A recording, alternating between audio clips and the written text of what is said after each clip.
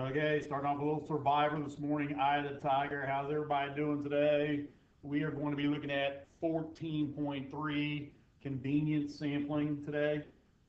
And this is one, the first of three different types of sampling that we're going to be talking about. Convenience sampling. Teachers will tell you they don't really want to do this in the classroom, but unfortunately, to speed up the process, a lot of times we do. Convenience sampling, guys, basically is a good statistical study to consider when there's a sampling method that produces a representative sample. The definition of that, I'm going to choose members that are closest to me because it's easy and it doesn't cost anything. Again, think Walmart. What's good about Walmart? It's convenient, one-stop shopping. So as a teacher, what do I do sometimes to speed up the process? I call on people who are close to me. That would be a convenience sample. Or obviously, you see a lot of times I call on people who raise their hand, all right? Because obviously, people who raise their hand, the reason they raise their hand is because they think they know the answer, and that's going to speed up the process. So that would be a convenience sampling for me, all right? Take a look here, if we could, at my next piece. And my next piece is going to be here on, drag that baby down, come on, puppy. Part one. All right, so if we take a look at what we got going on, part one, and what is going to basically be is we're going to have to be able to identify. So you're doing a research on the students at school, and in each of these instances, which one represents convenience sample, all right? Which one, or which, maybe there's more than one that represents a convenience sample. You put ad in the school newspaper for your research project. You accept the first 10 students who volunteer. Obviously, that's convenient because you're accepting the very first 10, and then you can move on. Part B, you put the names of all the students in a hat and you pull them out at random. We'll talk about this one later. That is not an example of convenience sampling.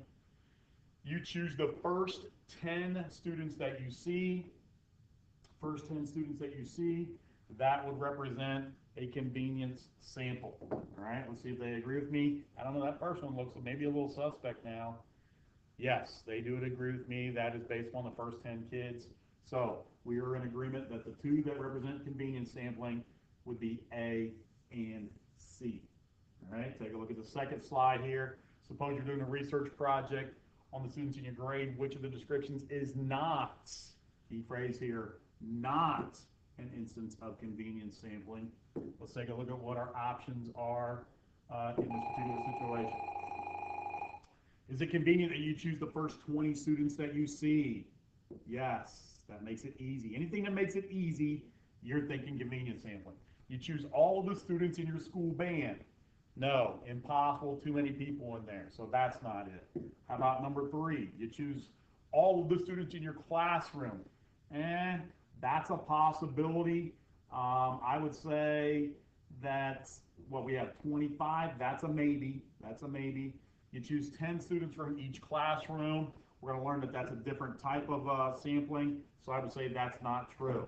And again, I should have looked at these multiple choices. 1 only, 2 only, 2 and 3, or 4 only. So basically this tells me one of these has to go. The most obvious one is the first 20 students that you see. So number 3 must not be, oh, wait a sec.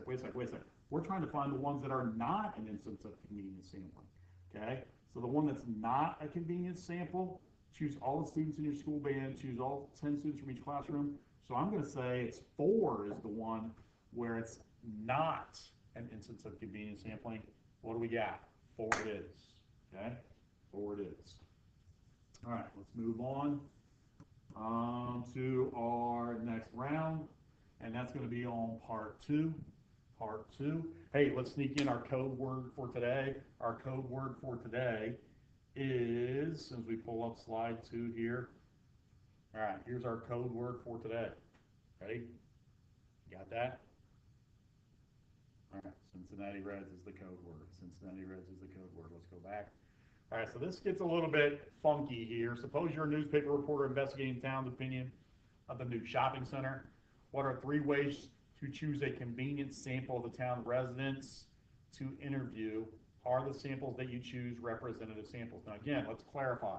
Representative samples basically means when you take this sample, is it going to represent the entire population, let's say in your town or what have you? Does it, is it, what's the word I'm looking for here? Is it proportional to that situation? Okay?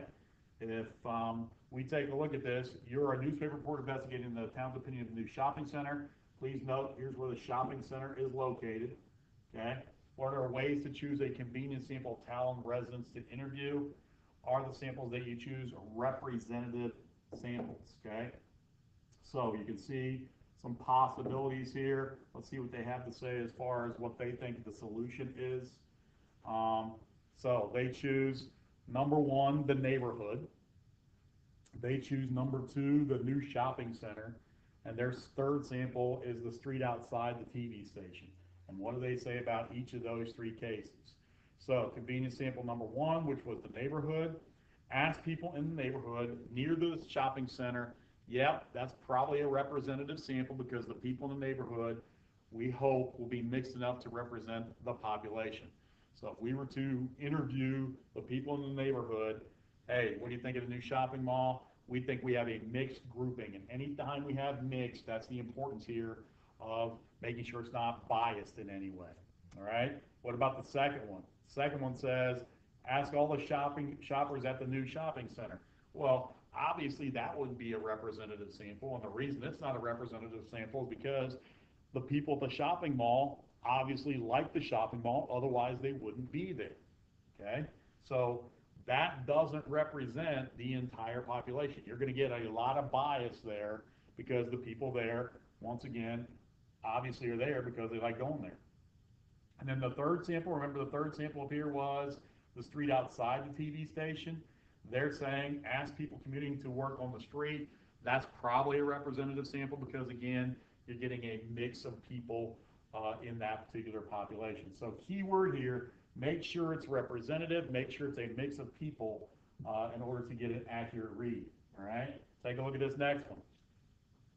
You're a newspaper reporter investigating town's opinion in a new shop center. What are three ways you can choose a convenience sample? Are the samples you choose representative?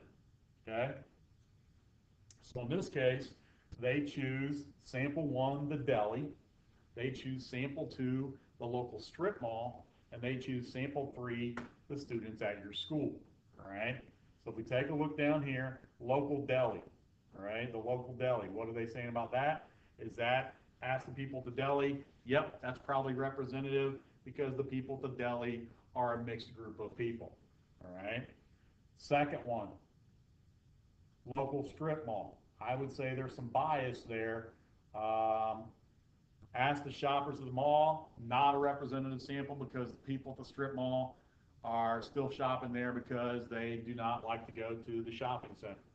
All right, so they represent a bias or one-sided opinion. And then the third one was the school or the students at school.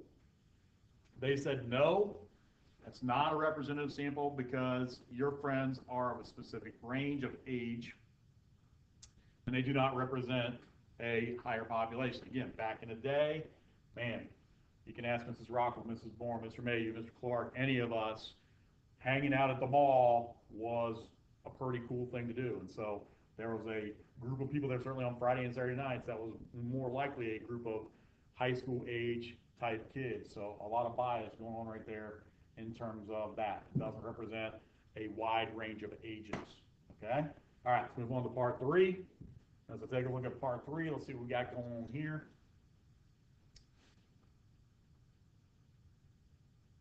All right, about 300 million websites in the world. We're going to use the convenience sample to estimate the total number of websites that get more than 1 million hits per day. Is your estimate accurate? Let's explain.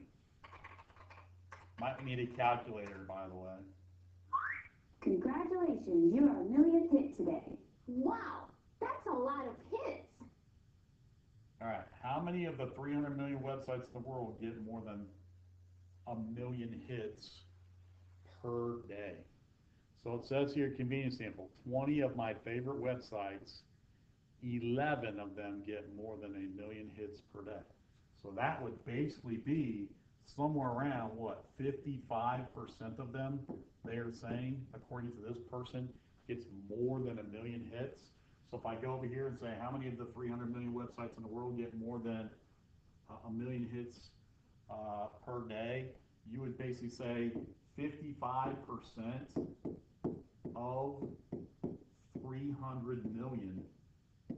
And obviously the one thing that's over half people. So what you should be able to determine is this does not seem to be an estimate that is accurate to me. All right, let's take a look at what we've got as far as their solution is concerned. And so they took the 11 over 20, and so same thing I did, except I changed my 11 over 20 to 55%. And so they took the number of websites equals the COP. So that COP is 11 over 20 and or the 55%, multiplied by the population size. So that means about 165 million websites of the 300 million websites get more than 1 million hits per day. And that's based on your list of favorite websites. So there's got to be bias in that situation. So as I said, I don't think that's going to be an accurate read. A lot of us don't leave the very first page of these websites on a Google or whatever your favorite search engine might be. So I have a hard time believing that that's the case. All right, moving on to slide number 2. On slide number 2, you're going to use the convenience sample to estimate how many of the 1,165 cars on Highway 60 are red. So you have 1,165 cars. The convenience sample says out of the 40 cars that you can see, there are 16 red ones. Okay, 16 red ones. So if we look at this and we say, hey, 16 out of 40, which can simplify to what? If I divide top and bottom by 4, I'm at 4 over 10. If I divide that top and bottom, I'm at 2/5. So we are saying 2/5 represents the COP. Okay? So 2/5 times 1,165 would then represent the number of red ones that you would find on this particular highway. All right, let's take a look at their choices. Their choices are, so let me slide this stuff out of the way here a little bit. Their choices are there 466 red cars? No, it's not an accurate estimation. Is it 464 cars? No, it's not an accurate estimation. 466 red cars, yes. Or 644, yes, an accurate estimation. Okay? So once you do your math, take that 2/5 times 1165. The correct answer was 466 red cars. And they're saying it's a mix, it's random. So it is, in this case, an accurate estimation. If we went down to the overpass and started counting cars on Interstate 75, and we counted 40 of them and saw 16 red ones at that particular point, we're saying that's a convenient sample, but it's an accurate convenient sample in this particular case. Okay? And then last but not least, we have part 3. Suppose a business owner wants to determine what the site's visitors think of his website. He uses his e-newsletter as his convenience sample. Does this have bias? So he's determining what the site's visitors think of his website. He uses his e-newsletter as a list for a convenience sample. Does the sample have bias? Certainly it does, because obviously the people who are reading that signed up for his newsletter. Why? Because they like the website, not because they didn't like the website. So we obviously have bias towards people liking his particular website. All right. So again, you can't use things that have bias in terms of sampling. All right. Okay. Great job today. Hopefully this helps you out. If you have any questions, feel free to shoot me an email, and have a great day.